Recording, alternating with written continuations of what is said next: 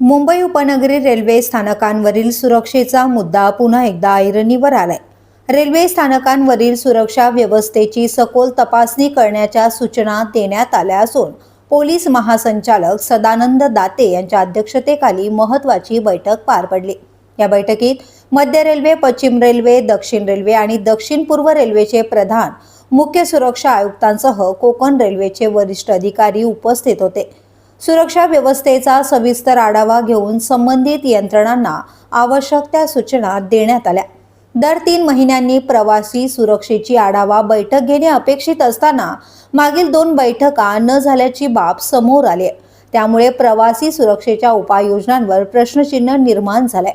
सुरक्षा तपासणी दरम्यान स्थानकांवरील सीसीटीव्ही यंत्रणा, प्रवेश आणि निर्गमन मार्ग तसेच गर्दी व्यवस्थापन यावर विशेष लक्ष केंद्रित करण्यात येणार आहे।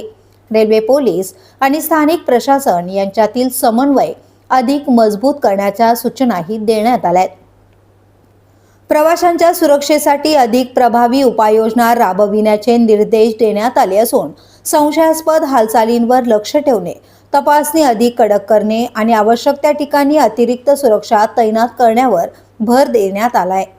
दरम्यान प्रवाशांनीही सतर्क राहण्याचे आवाहन करण्यात आले आहे।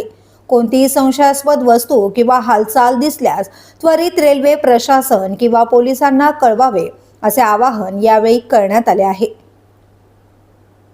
मुंबईच्या जीवनवाहिनी सारख्या उपनगरी रेल्वेची सुरक्षा अधिक भक्कम करण्यासाठी प्रशासन आता कितपत प्रभावी पावले उचलते याकडे सर्वांचे लक्ष लागले।